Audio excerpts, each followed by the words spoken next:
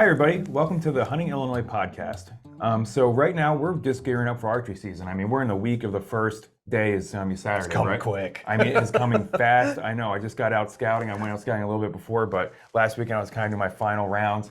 And then we have hunt camp coming up for the program. We have hunt camp this weekend on Saturday as well. So that's gonna be at 5 o'clock. So you can go out in the morning and then still make it. But so that's gonna be 5 o'clock up at the quarry at Crystal Lake in Illinois. You can register for that still. We've got a ton of hunts to give away, a ton of cool gear from sponsors like Vortex, Duke Lure Company, Icotech Game Calls. There's going to be a whole plethora of stuff given away. So it's going to be a really cool event.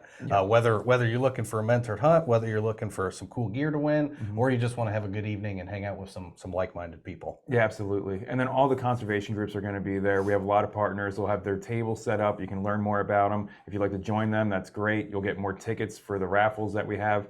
And I should mention, SCI, the Safari Club International Chapter of Illinois, is going to be giving away a firearm at this event. So if you're looking for a gun, Yep.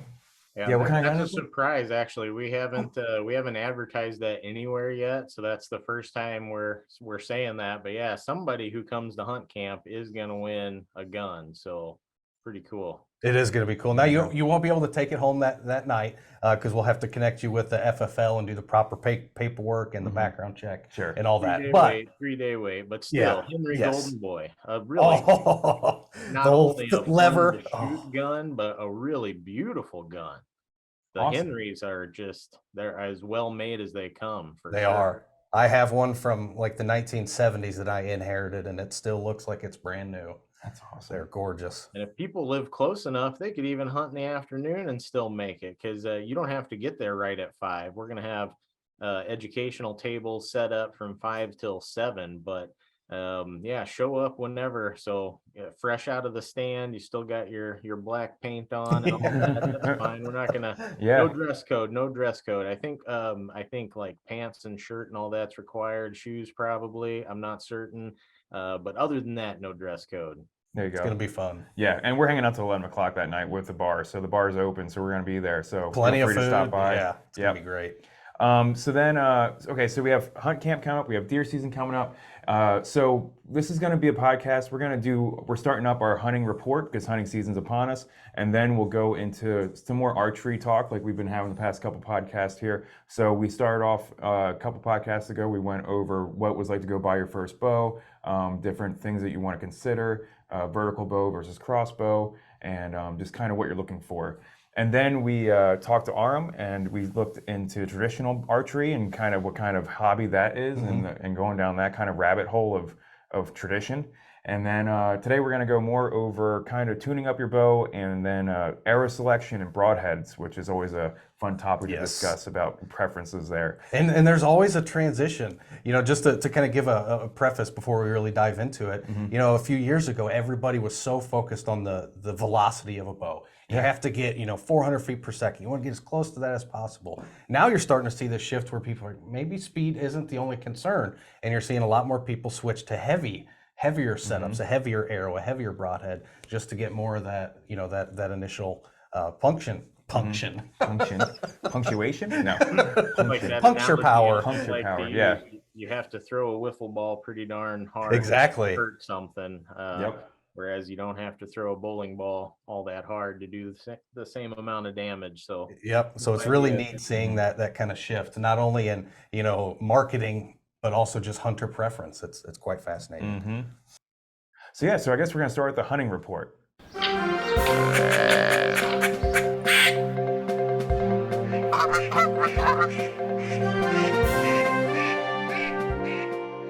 Yeah, so deer is kind of the topic right now. Obviously, archery season starts in just a few short days here, October 1st. The weather is starting to feel good. The days are getting shorter. The temps are dropping. The vests are out. The vests are out full force. We don't get a ton of days to wear, good vest attire in Illinois, but this week is one of them. So it's certainly starting to feel like fall.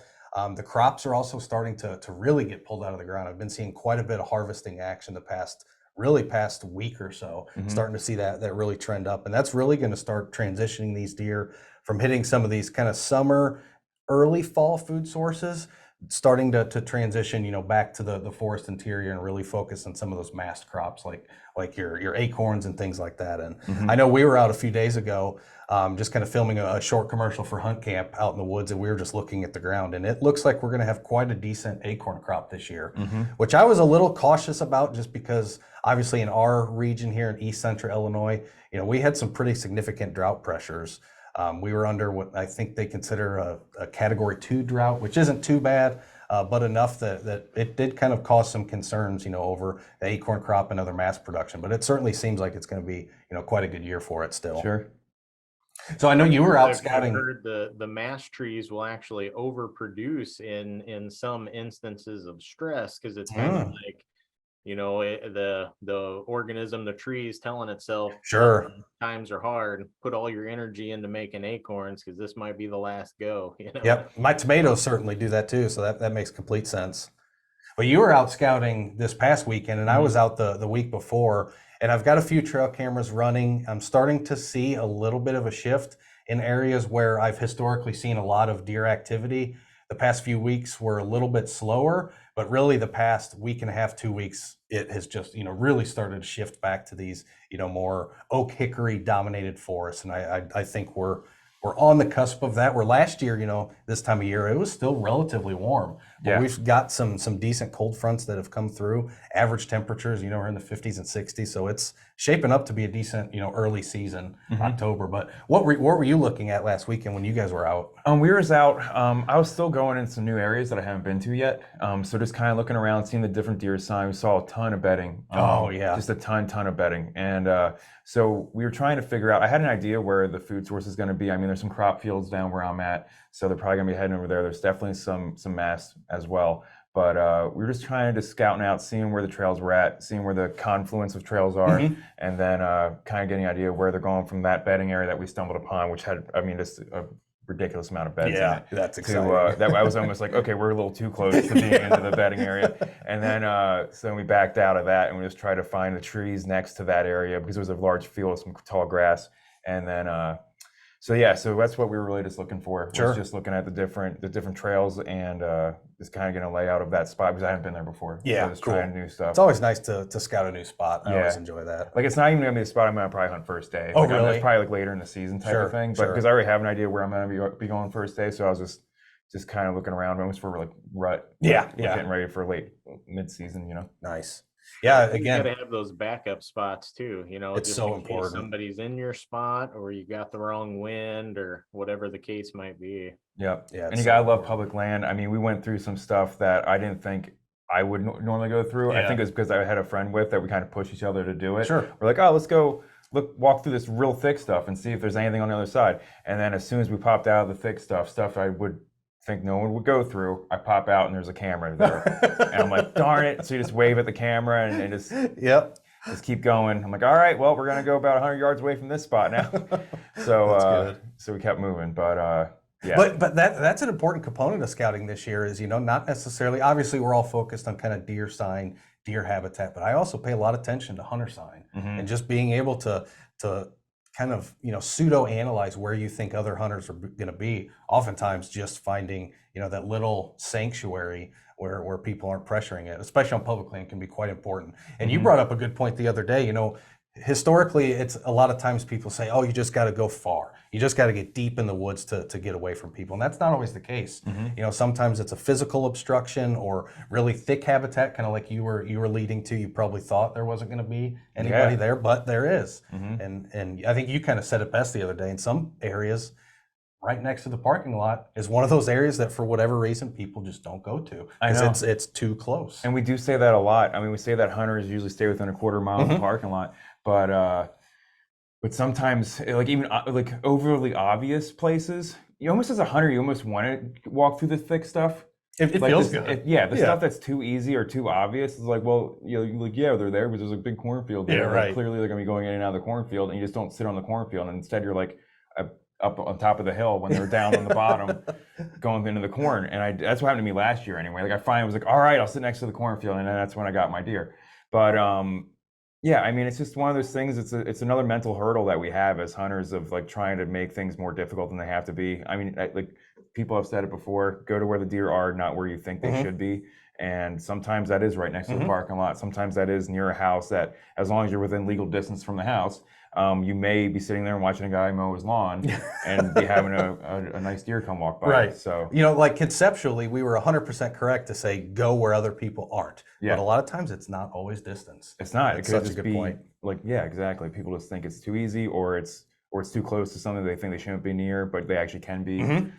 So How many times has this happened to you guys where you walk a long ways, mile and a half, up and down hills, get sweaty, go into what you think is the perfect spot, and then when you pack out, there's deer by your car? Story of my life. Every time. Yeah. Story of my life. You walk out and you see a deer running away from you in the dark. You're like, well, that was halfway back to the car. Yeah. I've even had it happen on pheasant hunts. Out hunting, you may kick up a rooster here and there, and then you walk back to the car and 3 or 4 take off. I think that happened to us last year or the year before at Sibley. Yeah, Sibley. Yeah, we ran they were into a all case right like next to that. yeah, it's like that we moved around the field. They all moved back to where we came from, and then when we went back that way, they all took off right next to the dang cars. Yeah. Yep. So so the deer are moving. They're going to probably it's be getting getting a mass. exciting. They're eating the crops right Yep. now, and then they'll be moving a mass here. Yep. I this time of year, especially early October, really focus in on that bed to feed pattern, especially if you've had decent success scouting the past few weeks.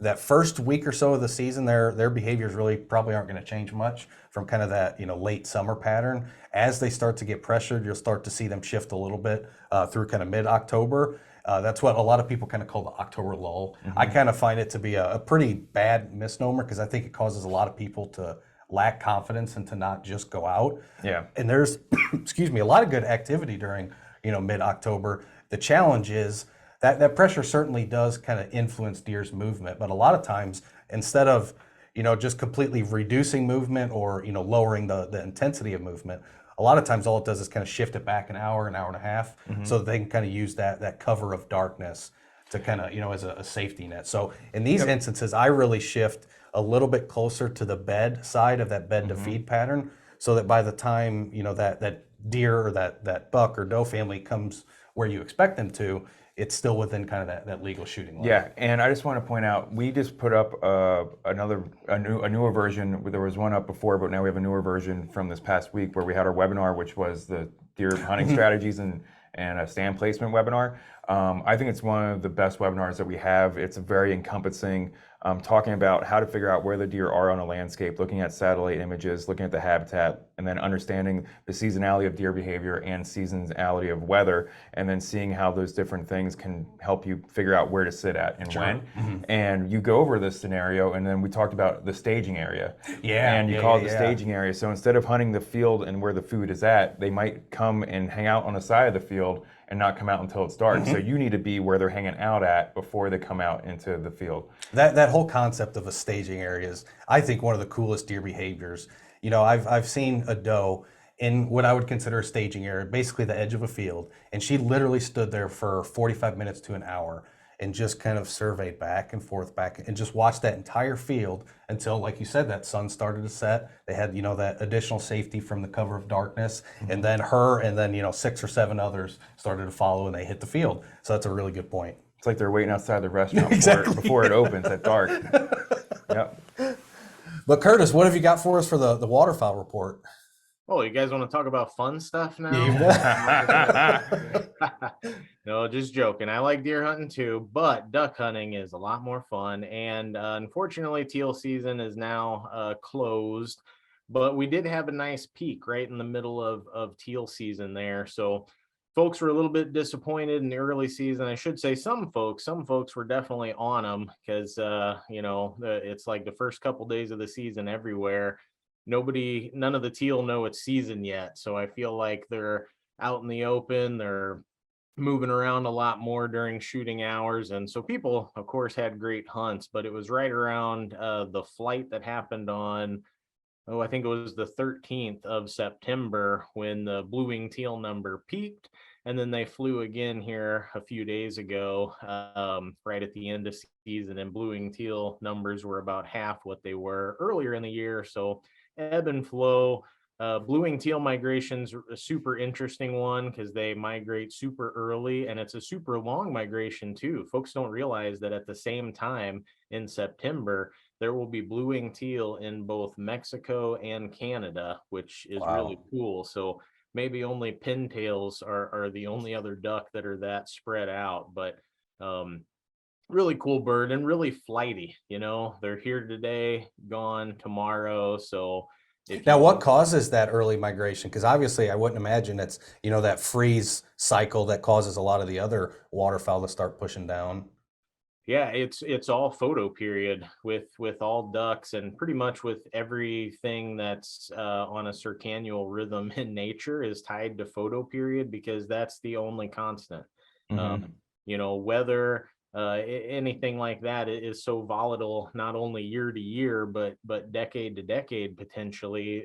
So that's not a good life history trait Sure. to cling on to. So photo period is what drives migration. Of course, they need the favorable tailwind. So Mhm. that's what all duck hunters are looking for. There's going to be new birds in the area if you go to sleep with a northwest wind, because most ducks like to migrate at night. They can migrate day and night, but you get a nice clear night where you can see the stars with that northwest wind or west or north wind, any of those blowing about 15, 20 miles per hour. And that next morning is going to be fun. So now we're looking forward to regular duck season, which is going to start opening up here at the end of October. But the good news is that due to the drought conditions, most of the moist soil conditions across the state are really excellent. So providing that we can get enough water to get some water on that moist soil, the food is there. So we'll have the food. If we have the water, then hopefully we'll be able to hold some ducks this when the big duck season starts in late October, and we'll have some fun. But Nice. we'll keep our eyes on that. Cool. Cool. Awesome.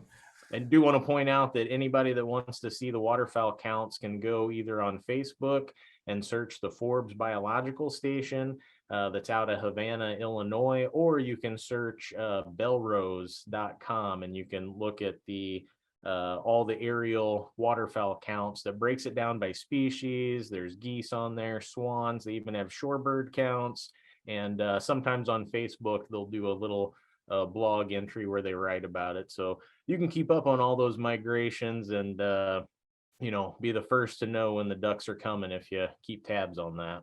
Sure. And as a hunter, as a waterfowl hunter, I don't think there's a better resource out there than that. I mean, the whole concept of, yeah, we're going to take a plane, we're going to fly the Illinois River Valley, the Mississippi River Valley, and just count ducks. I mean, it's just, and they've been doing it for decades. Mm-hmm. It's such a cool project. So definitely check it out. I love to practice. I don't know about you guys, but like if I'm taking pictures or something, I like to see a flock and then just say, I think that's Sure. 28 mallards, and then later count on the picture and see how far off I am. And I'm usually pretty far off. So Yeah. counting ducks in the tens of thousands, sometimes it seems difficult, but I've got friends that do that. That's their job, and they do get good at it. And they actually get some formulas down where basically through photographs, you can almost measure, and knowing what density ducks usually rest together, you can get a pretty good count just by measuring the polygon of, because ducks will group up with their Yeah. flight, and a helicopter or a fixed wing aircraft tends to do that. So you can actually count them by the area of their polygon That's with interesting. some certainty too. So pretty cool. Yeah. Definitely a ringer if you can find a scientist friend or biologist friend who does that, and then you go to like a baby shower or a wedding shower, and you gotta guess how many for all those gumballs or yeah. jelly beans are in a can. That Win every reminds time. me of the Mitch Hedberg joke about the jelly bean jar. Do you know that one, Jason? I've heard of it. I don't know. I don't remember. Well, he walks up to the jar of jelly beans, says, "Guess how many's in there?" And he goes, "Oh man, let me just have some." I got an That's idea. good. Guess how many I want. Guess something I want. Yeah. Yeah. So what other seasons are open right now? So squirrel's going crazy right Squirrel now. My is. dog, I can't walk outside my house without squirrels in like 3 or 4 in everyone's yard. I mean, it's insane. And for the northern and some central sites where you have archery season starting up, their squirrel season might be closing down come archery season. It So is, this is yeah. really the last week for y'all to get out and try to get some squirrels. Until after archery season, then most of Yeah. them kind of open back up. Yeah. So if you want to get out when it's still slightly warmer out or nice weather, and you want to do some deer scouting too, take your gun for a walk and see if you can find some squirrels on your way. Yeah, and the squirrel activity is really picking up. Just, it happens around this time every year. As winter really starts to approach, they have to increase their caching. This is what they're really focused on this time of year is hoarding, mast crops like hickory nuts, acorns, those types of things, and not only readily consuming some of them, but really focus on that caching. And so you're seeing a lot of activity of them just running around. They cover a lot of ground during this time, and they're quite active. Yeah. And especially as the leaves are starting to change, once that leaf drop comes off, and I know on many public sites, kind of like you mentioned, it'll be closed for many squirrel hunters. But if you could find a spot that's still open, late October and mid-November, obviously it's rut for a lot of people, but there can be some really good squirrel hunting, especially once those leaves start falling. Because for me, early season's quite difficult. It opens August 1, it's hot, there's a lot of mosquitoes and ticks, but also it's just hard to see squirrels. So many leaves on the tree. So I really like to wait till things start to, enter dormancy, the leaves start dropping, and you can get a little bit more visibility. Sure. Yeah, something I think got to keep in mind with squirrel hunting too. A lot of people think of it as like, oh, that's what you do when you're younger. But squirrel hunting is a ton of fun. I talked about how much fun duck hunting is, and that's the truth. But like pound for pound, squirrel hunting might be more fun just because like a duck hunting trip is like, it's a 2-day thing. You got to get ready. There's a lot of gear. There's a lot of stuff. You're probably waking up super early. It might wake you up the day. Squirrel hunting, you could literally just decide, oh, I got the afternoon off. I'm going to go squirrel hunting. And like, there's something great about that. And There is. if you have a hunt coming up out west where you're going to be spotting stalking, I'm 100% positive that squirrel hunting is going to get you more ready for that than deer hunting if you're just sitting in a tree, because you get the chance to do mini spot and stalk throughout your whole hunt. I mean, that's what you're doing. That it's here in the Midwest, we can't really spot and stalk whitetails because we don't have big enough property. It doesn't match their home range size. But guess what? It does for squirrels. So we can spot and stalk squirrels effectively in the Midwest. And yeah, you may not be walking 10 miles like you are in Idaho here in a couple weeks, but still, it's a great way to not only get in shape walking around, but also get used to stalking animals and developing a plan to get yourself a shot. And you do all those things in squirrel hunting, and that's not a kid thing to me. That's Sure. on adult fun hunting right there.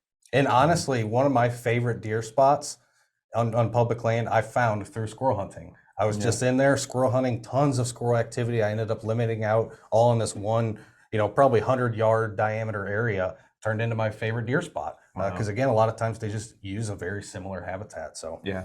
Yep. Yeah, they eat the same stuff. pretty they're much out there. Yep. Yeah. I mean, we've all been in our tree stand, and you think there's a deer behind you, squirrel, every time, every single trip out. I mean, yeah. and then when you go squirrel hunting, you're gonna see deer, and when you go deer hunt, you're gonna see nothing but squirrels. Yep.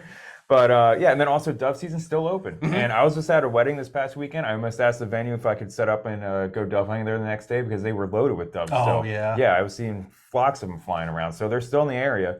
So if you got an area to go out, go check it out. It's still going on. Yeah, and for doves, I really, especially this time of year now that we're past that big peak of activity, I really like to focus on finding areas that have a bunch of roost trees.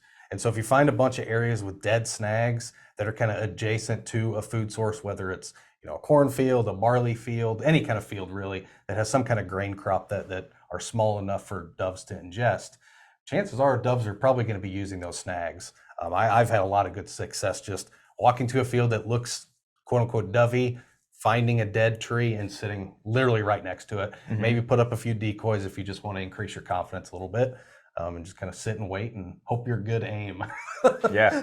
Same. Yeah. I feel like late season, there's 2 ways that you can get doves, and it's not going to be the concentration. Food is no longer a limiting factor. Food is everywhere now. Earlier in the year, there's only a few food sources. Now everybody's cutting corn and wheat, everything. But yeah, like you say, find that one dead tree on the edge of the field. Doves will always fly to it. You may not get your limit, but you might scratch a couple. And the other thing where you can find them is if you have a good grit spot, like a little gravel on the edge of a pond. I have heard people late in the season, again, they're not getting limits, but you might go out there and get 4 or 5, which is Sure. enough to have a little dove barbecue. That's a good point. No, for sure. Well, I think that does it for the hunting report this week. So we'll have more updates, and as the season goes on, we'll tell you what we're seeing in the woods as we get out. And Yeah, it's that time of year where things just get very exciting as a hunter. I know, we're at the top of the ride for the roller coaster. Exactly. Time. All right, so now we're going to get into some bow hunting and bow equipment, as like similar to what we've been talking about the past couple podcasts. So say you guys purchase a bow and then it feels good, you shot it in the store. What are the next steps now that you have your bow, you're kind of just getting into archery? What do you want to do with it now?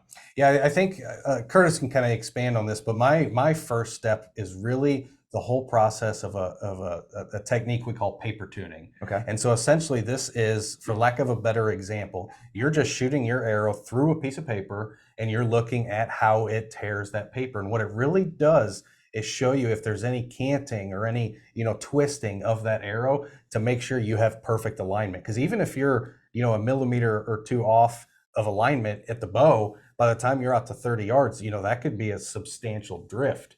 And I think a lot of people miss out on the opportunity to paper tune. But if you can take that next step and go through that process, I think it will make you, especially if you're consistently grouping in a certain direction, that's where you can really start to fine tune what your bow is doing. Is we're not necessarily looking for accuracy when you first start shooting a new bow. We're really focused on getting a tight group, because what that shows is your form's consistent. And if you're putting all your shots, up and to the right, chances are something is a little amiss with your bow alignment, with your sight alignment. And that's where paper tuning can really help you, especially looking at the arrow rest. Because this is one of my gripes with not really with the archery industry, but we're starting to see more complicated arrow rest systems where they drop away and have all these different moving parts. And I personally don't use a system like that. I just use kind of a standard whisker biscuit. We've all kind of seen those. But I feel like adding more complicated moving parts can make it a little bit more challenging to get your bow in tune. And so if you're using a drop away system or some of these other arrow rests that have some moving parts, you definitely need to paper tune. But even with just a standard whisker biscuit or any other arrow rest, paper tuning is very important.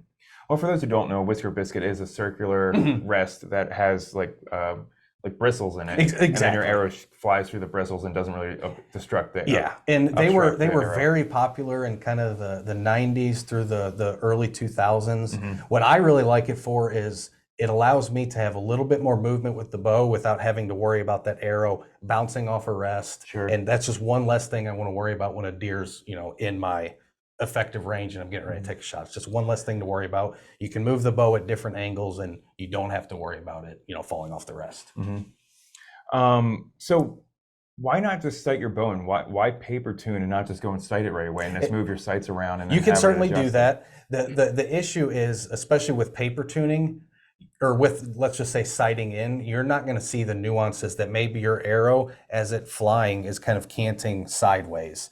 Where paper tuning, you're going to see a rip in the paper that kind of shows that arrow having that slight trajection. All right. So you're saying almost, for those who can't Paper see tuning it. is all about shooting a straight arrow. Exactly. Yeah. Like sighting in, an arrow is designed to stabilize. So with the fletchings on the back, it doesn't matter how bad your bow is, that arrow eventually is going to stabilize. So if you're shooting at a target 10 yards, 20 yards away, your arrow is going to look like it might be sticking in there straight, but your accuracy is going to be crap because you're not shooting a straight arrow from the beginning. And so that's what paper tuning is all about, is getting your rest and your knock point dialed in so that you're starting with a straight arrow, and that's going to make your accuracy be able to improve tenfold. Yeah. So that's what you're going to adjust. You're going to adjust the level of your rest point and the then level, of the your left to knocking, right of, yes. and then also the D loop, the sight as well. And You could, but a lot of times when you're paper tuning, you're not necessarily even worried using the about the sight. sight. Okay. It's focused on, like Curtis said, just making sure that arrow has a good straight trajectory as it's leaving the bow. Yeah, And you can because take the sight off. It's all right, the rest and the knock when you're paper tuning, and paper tuning's done at close distance. very 'Cause close. if you do it too far, that arrow's going to stabilize. Or some people even do it with bare shafts with no fletchings on there, and then it'll definitely tell you how it's flying. But yeah, it's a crucial first part. It's a Mm. step that a lot of bow shops are going to do before you even leave. Mhm. But you definitely want to ask and make sure, like, is it paper tuned? Because some of them will just use a bow square, and that'll get you really close. It will, yeah. But yeah, if you're looking to be, if you want to shoot your target at 50 yards and feel good about having all your arrows be close to the bullseye, that's impossible if your bow's not paper tuned or tuned well. So Got you. definitely step one in my opinion, and easy to And do. You can anything you can stretch paper over. It could be newspaper, it could yep. be any kind of paper. No fancy tools needed, just something that you can set just 5 feet away and fire an arrow through. In most archery shops, I've taken mine to a local archery shop before they unfortunately recently closed down, but they used to allow you to paper tune it for like $10, and they do the whole thing. You'd shoot the arrow, they'd make the adjustments to get it tuned perfectly, literally $10, and you're out in 15 minutes or so. Yeah, and the shop shoes what look like a butcher paper type roll. Yeah, They just keep going over and over again. Yep. And for those who can't see us, I mean, when you say canting, it's almost like a car that's drifting. And Yeah. its rear end's coming out. Yep. So kind of an off straight arrow. So it's going straight like a car going around a corner is, but in the long run, that's just not going to do what you need And to like do. Curtis said, that's something that the human eye cannot really perceive, because by the time your eyes can actually see that arrow moving forward, chances are it's kind of auto stabilized itself at that point. And so paper tuning is, I think, a really critical component, and it's easy to do. And even if you've shot your bow for 15 years and you've never really thought about doing it, it may be worth just doing it to see how you're shooting. Given the structure of a crossbow, is paper tuning needed for a crossbow, or given that it's kind of on that rail and sitting there, there's nothing you can really adjust with that? Theoretically, it's kind correct. of just a straight shot. Correct. Okay. There are probably certain bows. I shouldn't blanketly say yes, Sure. but from my knowledge of the current crossbows on the market, I don't think you would ever need to worry about paper tuning a crossbow. Right. Okay. So So you would adjust. Yeah. that's what there's the way it's laid out. There's really nothing there to move. Sure. So moving on. All right, you paper tune your bow. It's shooting straight. When it goes through the paper, all you see, if there are fletchings on it, you basically just see that the fletching cuts into the paper, and it's a perfect circle, and you're going through the paper straight. What are you gonna do now? Yeah, now, well, we can kind of take a step back and talk a little bit about arrow selection. I don't think enough people really give kind of credit to that decision. Obviously marketing for archer equipment has been very successful in the past really decade or so. When I first started archery hunting, I was able to buy a dozen arrows that were of decent quality for 40, $50. Now, I was just at Field and Stream the other day. I mean, you're looking at 100, 120 in some cases for 6 arrows. Yeah. And so it's a really important decision what type of arrow you want to get. Now, I don't necessarily have a certain brand or a certain model that I prefer, but a few things I look for is the bend of the arrow, so that natural flex of it, because arrows as they fly will kind of flex up and down. And what we're referring to there is the spine. And so some arrows are a lot more stiff to where they don't have as much flexibility, where some have a lot more. So I prefer an arrow that's kind of average. I know that's kind of a basic answer, but I don't like the real wobbly arrows, but I also do want it to have some flex. Is there a number on the packaging that you can look There for? is, yeah. I forget what it's actually called.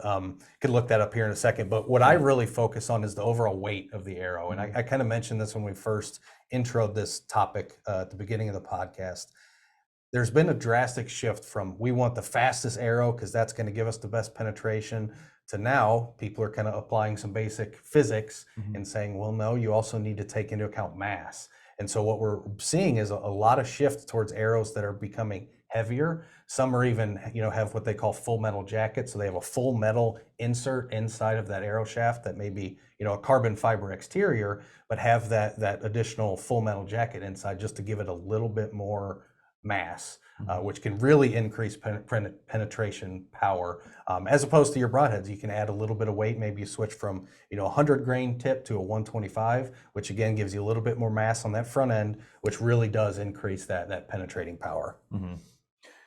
Yeah, and then one thing that I think people were having problems with was wounding animals, wasn't it? I mean, they weren't, if they hit a bone or something like that. Yeah, it was that's when a light arrow can be really detrimental. Is, you know, if that front shoulder, you know, it's really tucked in there against the vitals, and if you hit square on that front shoulder with a fairly lightweight arrow with a lightweight, you know, mechanical broadhead that doesn't have the rigidity of fixed blades, that they might be a little more fragile, you may get some instances where you're just not penetrating that shoulder at all, and you're not hitting the vitals, and essentially you're just wounding. So I really do prefer a heavier, slower arrow, just so I can get that really good penetration. I feel like a lot of people are going that way because everybody knows somebody who shot a super light arrow with a rage or a mechanical broadhead, and they hit a giant buck in the shoulder and the arrow bounced out, and the buck walks to this day. And if they just had a, you know, a normal arrow with a good fixed blade cutting point, you know, he'd be in the freezer, but Right. instead he's still in the cornfield. So yeah, a lot of people doing that. And I will say your bow shop should have a chart for all the arrows, because all the arrows have different ways of spine. Like Gold Tip actually put the weight on there, like 55, 70. And then Easton's are like just 400, 300 number spine. So it's not the same number throughout all the different arrow brands, which makes it super confusing when you're there buying one. But you can either look up that chart online, or the bow shop should have it there, and you'll find it out. You got to know your arrow length to know the spine, because obviously the spine increases the shorter the arrow gets. So if you have a real short arrow, you'll wind up with a lighter spine than somebody who's shooting the same weight who's shooting a longer arrow. So That's a good yeah. point. Yeah, and I think another to confuse you. Yeah, of course. And I think another kind of consideration to talk about, especially with arrows, and we'll kind of move into broadheads here in a minute, but also is, you know, the knock. There are a lot of lighted knock systems. I personally am a big fan of them. I've had instances where, you know, you may miss a deer, or sometimes it's really hard to find an arrow. And having a nice little lighted knocking system, that the way these work, if you're unfamiliar, is they kind of remain unlit, for lack of a better term, or powered off as they're knocked on your string. When that string is released, it propels that arrow forward. It kind of closes a circuit inside that arrow knock that then triggers kind of a light response. And most of them will, you know, stay lit for about an hour or two. Some models, they'll just stay lit until the battery inside goes off. But I have found it to be very efficient at just quickly recovering your arrow, which, you know, we've talked about in several webinars and a lot of our Learn to Hunt events. As a bow hunter, being able to read the blood on that arrow is one of the most important things you can do after making a shot. Being able to decide, was it a heart and lung shot? Was it liver? Was it gut? That all kind of dictates what the next few hours of your day are going to look like. Do you need to give it more time? Can you start tracking, you know, in 30 minutes, or do I need to wait 6 hours? And so being able to recover that arrow is a crucial piece of information. And those lighted knocking systems just add that a little bit of clarity, I guess, for lack of a better term. And obviously you're not always going to find arrows. Sometimes they do stick in the animal if you don't get a pass through, but those lighted knocks are really nice. And if you do use those lighted knocks, please practice with those knocks, because you may see a little bit different performance than, you know, your standard knock. So always practice with the equipment you're hunting with. Sure. I just picked up some this past weekend to practice with for the crossbow, and it actually had, after you shoot it, it has a little button on it that you can it's a little switch. Oh, And you nice. turn it off. Okay. And they were shooting straight, and it was nice because the target was in the shade, and I Oh, shot so the you could target, quickly and I'm see, like, yeah. it's in the middle, we're good. So Nice. I do want to get those. I've got all my arrows wrapped, like the last 4 inches is wrapped with white wrap, just for that reason. That's a like good to kinda idea. see where it hits, because as a bow hunter, there's nothing worse than firing a shot and then not knowing what happened, because And having to wait 45 minutes. yeah, you don't even know. Was it a clean miss? Did you hit the animal? Is the arrow in the ground? Is it stuck in a tree? So having something where you know exactly where your arrow went, that's going to cut out a lot of the guesswork. At least, you know, maybe it's stuck in a little branch 16 feet up in the tree that you never saw. But if you didn't have something to know where that arrow is, you might spend 12 hours searching for a deer that the arrow never made it halfway to him, you Yep. know? And you know, another really good point, kind of following along this same trend, is just being up in a tree, taking a shot, and then getting on the ground and looking for where that deer was standing. Every time you do that, you'll think, okay, I Like can a whole visually new see dimension. exactly where that deer is. Then you get down and everything looks so, and you're like, Mm-hmm. you're just so turned around. So just like Curtis said, a little, you know, getting white wrap or Luminoc, very Yep. good. Another thing, one of our participants actually recommended this about 2 years ago, and I've been saying it ever since. I'll give him the credit for it. But take a photo with your camera before you get out of your tree stand. Take a photo, and then when you get down, because after being up there, if you've been up there for a couple hours, when you get down, you start looking around. You're a You're little like, disoriented. what You're is like this? this isn't what I remember looking at for the Yeah. past half a day. And think then you look know at a that spot. camera, Yeah. and then you can try to see where the trees are at and stuff like that, and put it together and piece it all together. And be like, all right, it's over by this tree, not this tree. Yeah, and you can even put your, take a picture of your finger Yep. and put your Do it finger that right way. where that deer was at. Yeah. Yep.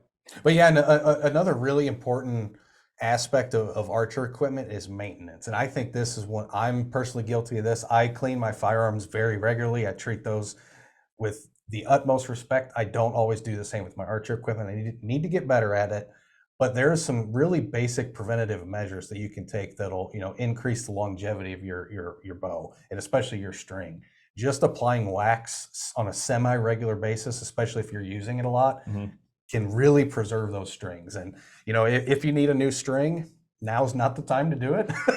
I was talking to my friend who owns a bow shop in Missouri, and he is, at this point has like 60 or 70 bows dropped off just for getting strings Oh, geez. this close to the season. So Yeah. just applying a little bit of that bowstring wax and a little bit of lube over some of the moving parts can really prolong the life of that string, so that you don't have to get in this instance where, oh crap, I pulled my bow out in August to start shooting, and now I need a new string. Now I've got to wait 3 or 4 weeks before they can get it set up to start practicing.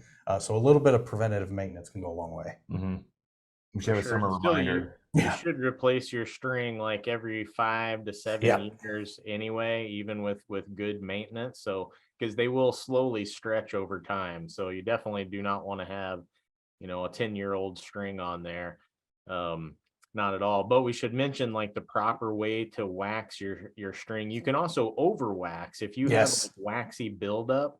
All you're doing is inviting things like dust and dirt to cling to that, and then it basically becomes like sandpaper, which is not good. Everybody knows what sandpaper does, which is probably not good on a bowstring. So, but when you apply the wax, you want to kind of rub it in, and they even have like leather straps where you can create a little bit of heat, but you want that wax to like melt and become incorporated into the string, not necessarily like chunks sticking.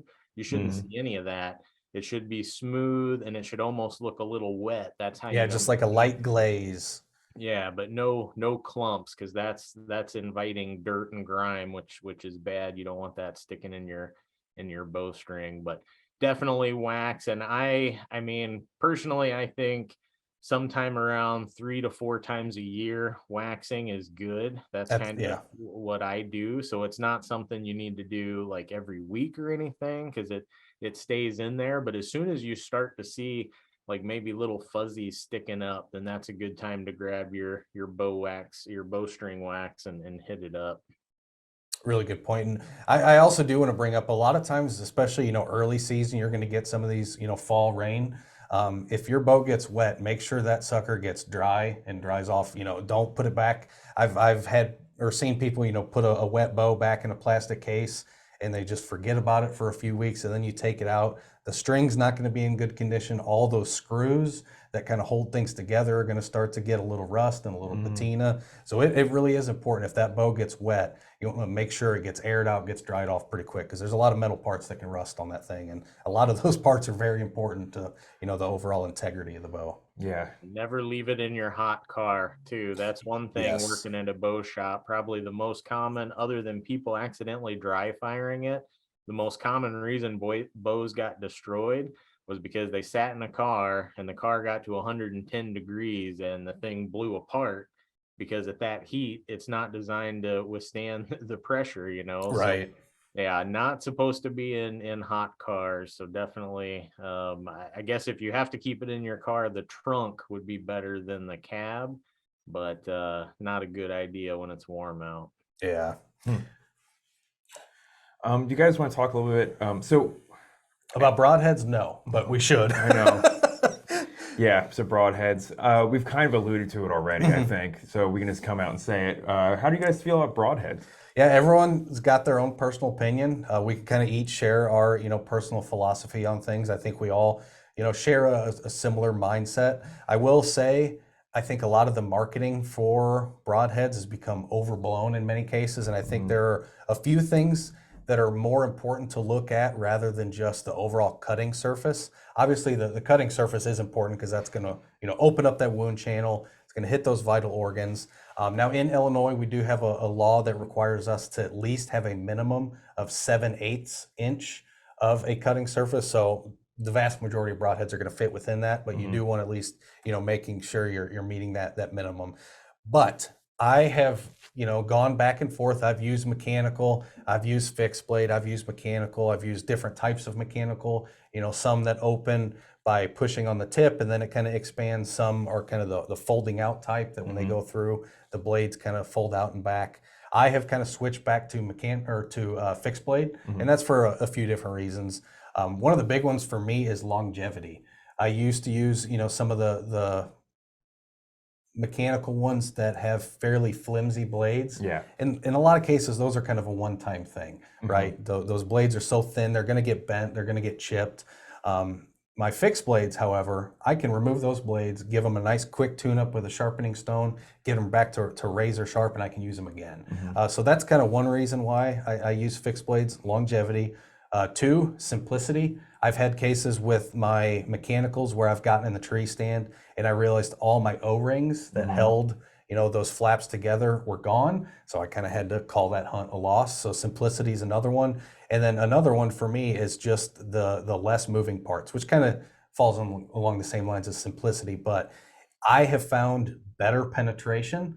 I may not get as big of a wound channel, but that's not necessarily something I'm hugely concerned about. Obviously, it may make tracking a little bit easier, but I focus really hard on shot placement, and I don't shoot, past 30, 35 yards. That's really my maximum. I know people go past that, but not for me. So for me, fixed blades are kind of my go-to.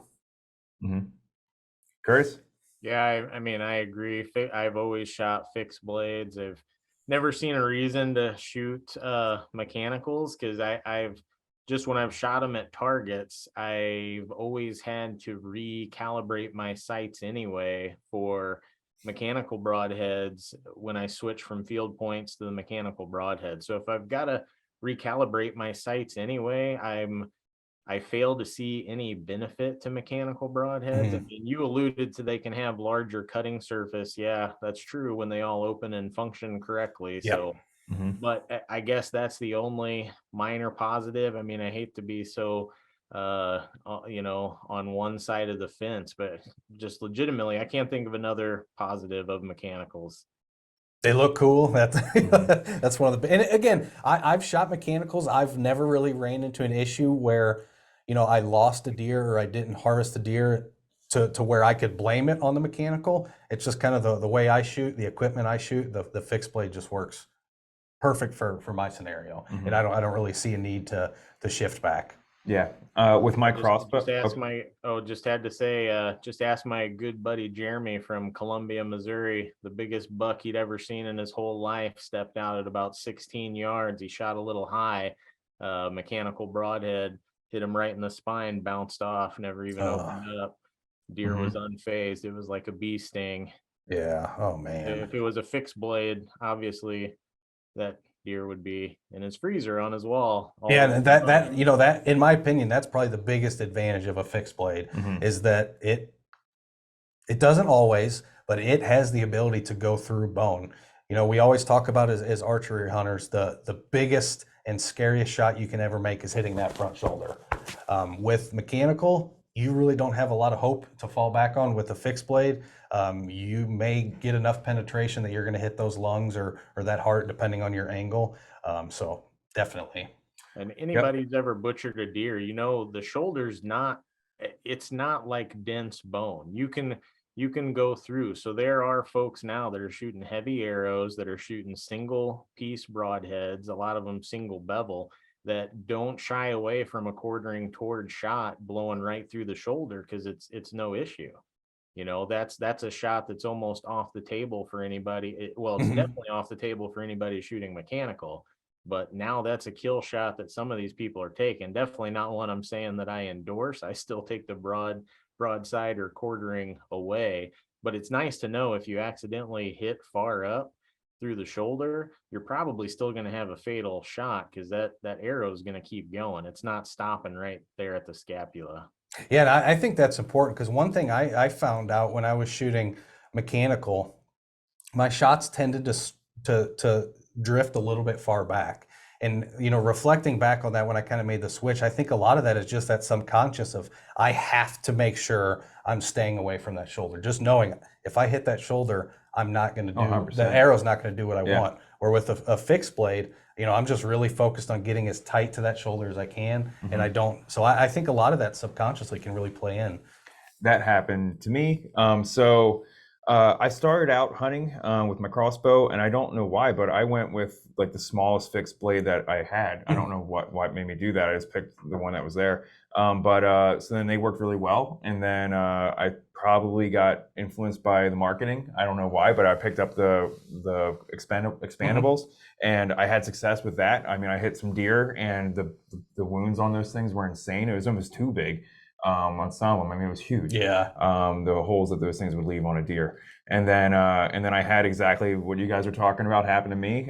Shot a deer in the shoulder and found my arrow, and my broadhead wasn't on it anymore, and there was about a 1/4 inch of blood on my arrow. So the broadhead was probably still in the buck, and again, it was one of the bigger bucks I've ever shot. And that was with a crossbow. And that was with a crossbow. That has a lot of energy. And then we're talking about weight. I mean, the crossbow, arrow, and bolt. I mean, there's actually most crossbows are shooting arrows. If you look at the definition of what an arrow is, the length of the crossbows these days compared to the traditional crossbows of like yesteryear. Yeah, shooting people in armor and stuff.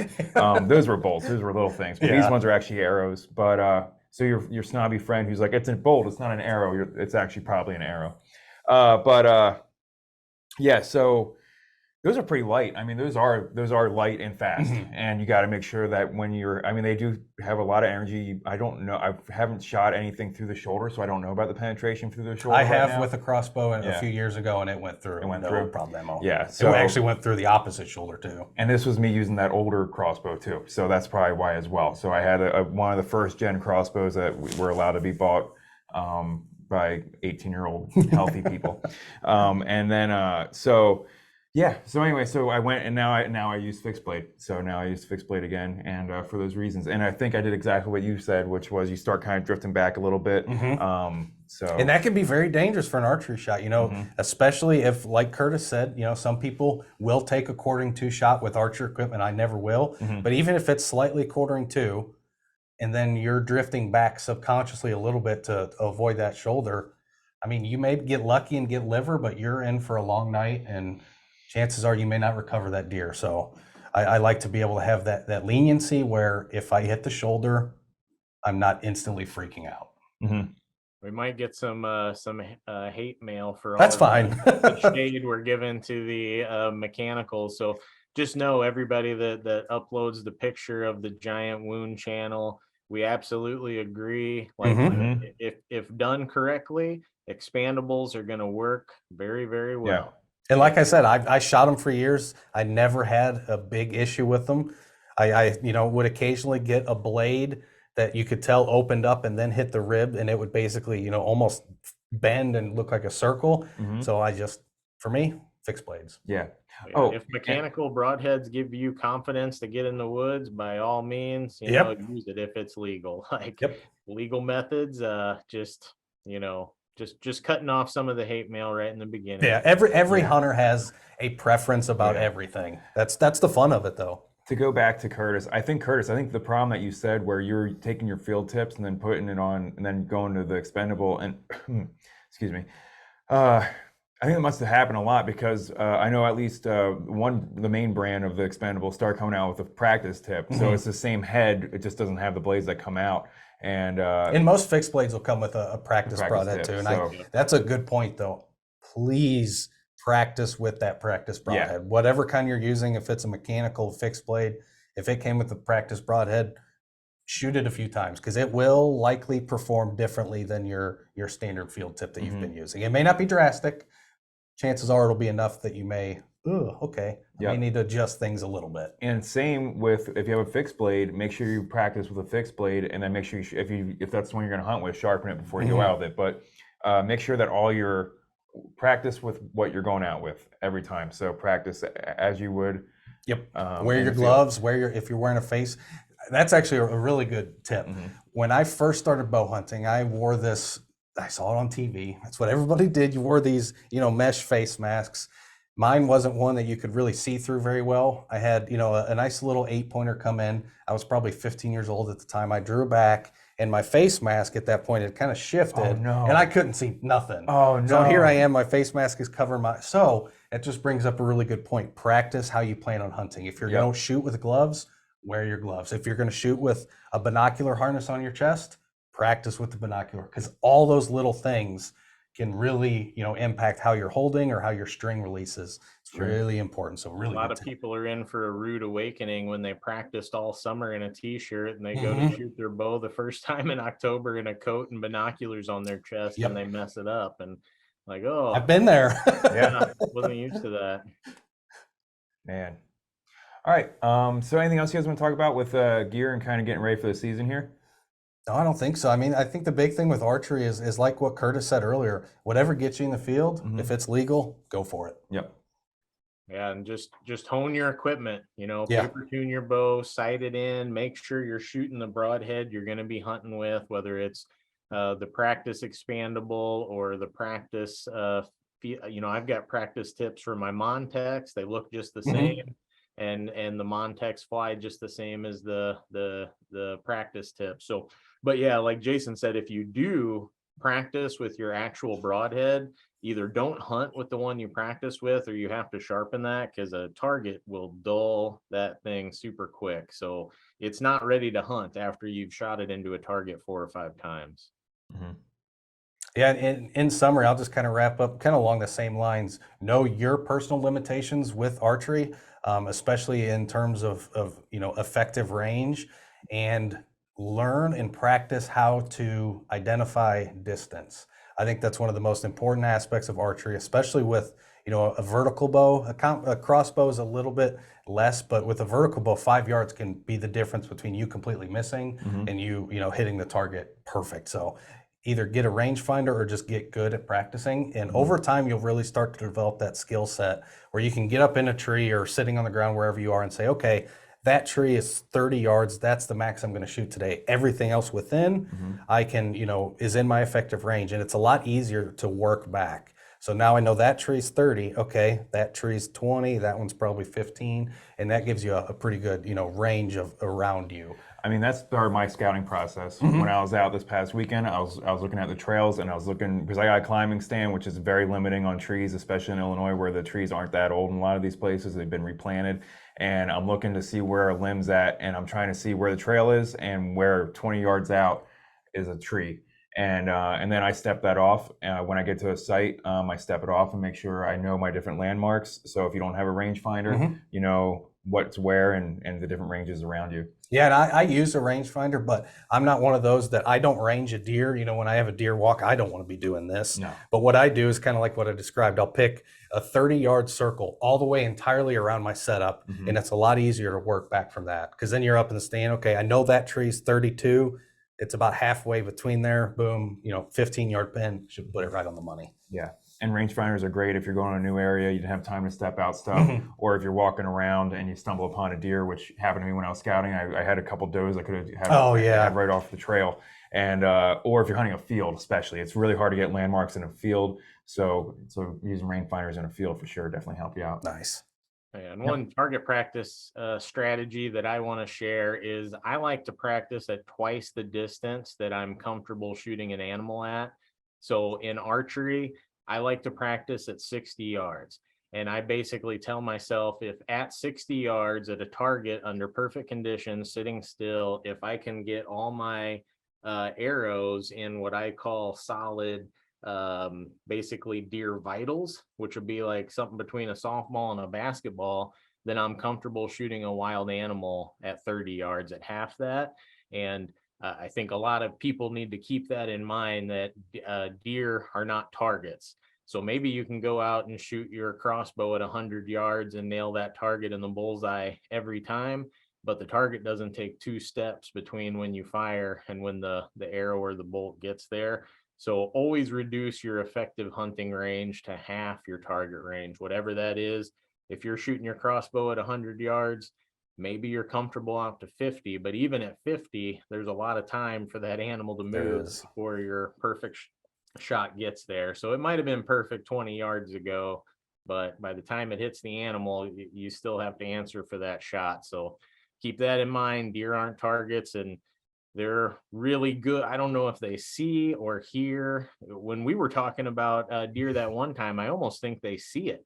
It travels faster than sound. That seems to be the only way they can duck a string, is if they see that.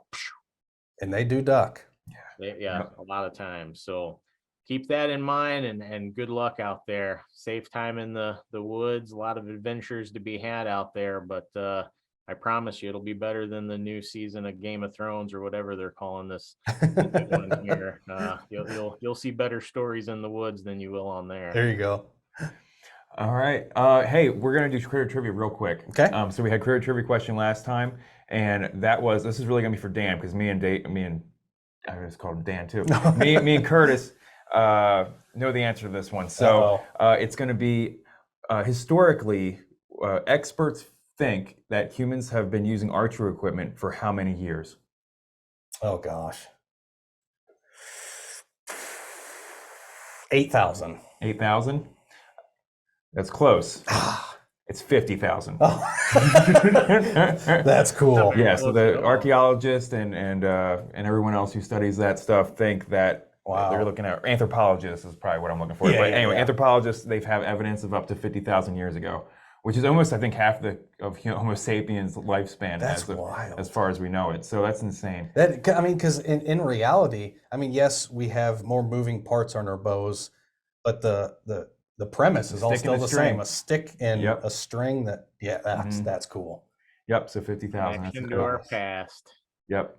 I wonder what they would have said about mechanical broadheads back then. That actually brings up a fun story. I was on, I think it was Field and Stream shared on one of their social media, and if I find a link, I'll throw it in the show notes. But there was a archer who went over to one of these, very what am I looking for? What the word?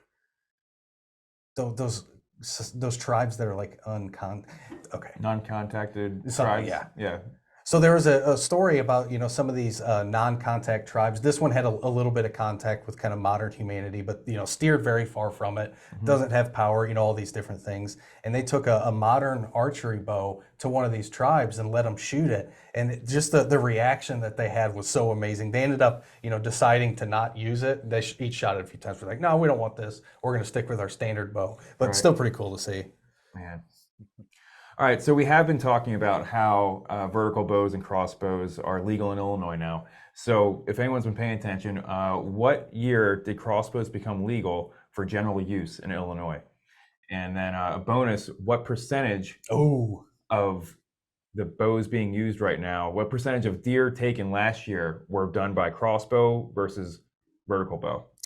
I will bet the answer will be very surprising to many people. Yep. So what year did that become legal to do? And at this point in time, what percentage of deer are being taken with crossbow? There you go.